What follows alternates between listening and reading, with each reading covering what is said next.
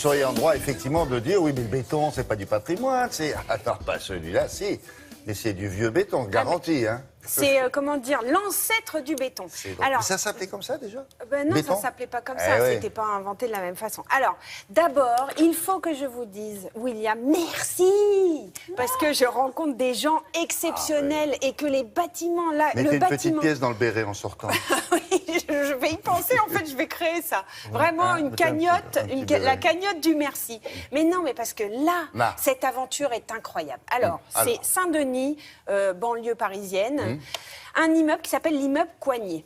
Sur le papier, en fait, quand j'ai reçu cette information-là, je me suis dit, tiens, qu'est-ce qui se passe là, Il est un peu tout seul, non, lui, là? Oui, là, pour l'instant, il est tout seul, mais il va être dans une zone qui va être très développée, et notamment au niveau habitation. Ça, c'est un immeuble d'habitation. Mais au 19e siècle, lorsqu'il a été créé par François Coignet, c'était déjà un immeuble d'habitation pour ses ouvriers. Parce que ce monsieur, François Coignet, il était chimiste et il était industriel.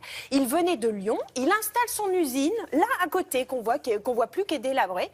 Et il fait construire pour ses ouvriers cet immeuble. Mais il invente, comme il vient de Lyon, il prend ce matériau qui était lyonnais, qui était le pisé. Vous savez, un aggloméré, c'était de la paille, c'était de la terre, etc. Et là, lui, il fait pareil. Et il fait pareil avec des résidus de ce qu'il fabriquait dans son usine, à savoir des colles animales. Il prend aussi la terre, il prend de la chaux, enfin, il fait un aggloméré. Ouais. Et cet aggloméré, c'est vraiment les prémices du béton. Mais on ne le savait pas à cette époque. Du Ensuite, béton armé, sauf que là, lui, ne met pas d'armature. Mais ça tient quand même. Et là où l'histoire est exceptionnelle, c'est que... C'est un béton fourré. Un béton, c'est ça, c'est un béton fourré. Et ce qui est exceptionnel, c'est la réhabilitation par Bertrand Monchécourt. Moi, j'ai eu un coup de cœur pour cet architecte du patrimoine. Il fait des recherches et il essaye de recréer le même matériau. Regardez.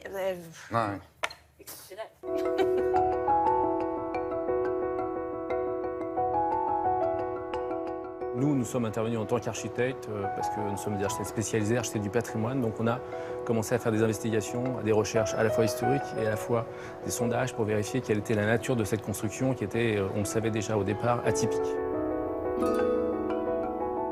On a ici un béton préhistorique quasiment. Donc un béton construit dans les années 1860-1870 par un industriel qui s'appelait François Coignet.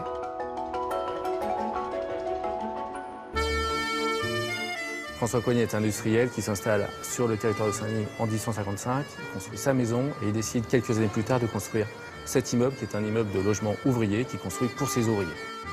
Le bâtiment tel qu'il était ne montrait pas son épiderme tel qu'on le voit aujourd'hui et n'était pas spécialement reconnu dans les archives. Donc il a fallu retrouver tout ça et lire tous les brevets de François Coignet. La deuxième étape, ça a été de faire tous les sondages nécessaires pour comprendre comment était construit le bâtiment en termes de matériaux.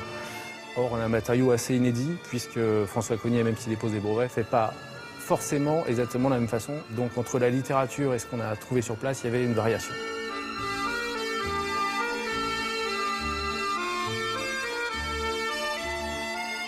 On a un bâtiment qui est R+5, donc 5 étages, construit sur des fondations elles-mêmes en béton Coignet et sans aucun ferraillage. C'est-à-dire que le béton lui-même, c'est un béton aggloméré, mais il n'y a aucune ferraille dans la structure, contrairement au béton moderne.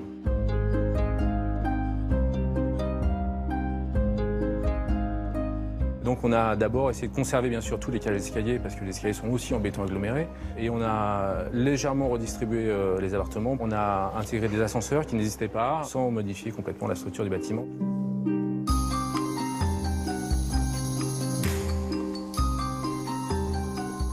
C'est essentiel pour pouvoir travailler sur des bâtiments anciens. D'avoir cette conscience de à la fois la technicité, à la fois le matériau. Ça permet de mieux restaurer et de restaurer de manière durable, de manière compatible aussi. Dans le cas précis, notamment, il y avait des trous sur les murs, il a fallu reprendre des planchers, mais il a fallu aussi refaire du mortier Coignet. Et donc, à l'appui des analyses chimiques, etc., on a joué les apprentis sorciers à refaire du béton Coignet et à refaire ces techniques-là, notamment sur la façade sur rue où un certain nombre de linteaux décorés ont été refaits. La restauration de ce type de bâtiment est aussi, à mon sens, un acte citoyen, puisque un bâtiment désœuvré, déclassé, vidé, squatté, enfin très abîmé, a retrouvé sa vocation première, qui est celle du logement, qui permet de maintenir sa pérennité dans l'histoire. Vous l'habitez en Seine-Saint-Denis ? D'accord. Mais il me semble qu'il y a une petite couleur presque rose, non ? on a l'impression. C'est la réhabilitation, mais en fait, c'est le traitement. Mais lui, il a gardé aussi, il y a des tests, parce que ça se visite. Hein. C'est-à-dire qu'aujourd'hui, demain, on peut visiter cet immeuble et on peut avoir une explication de texte. Parce que moi, on pourrait faire l'émission entière sur cet immeuble. D'accord.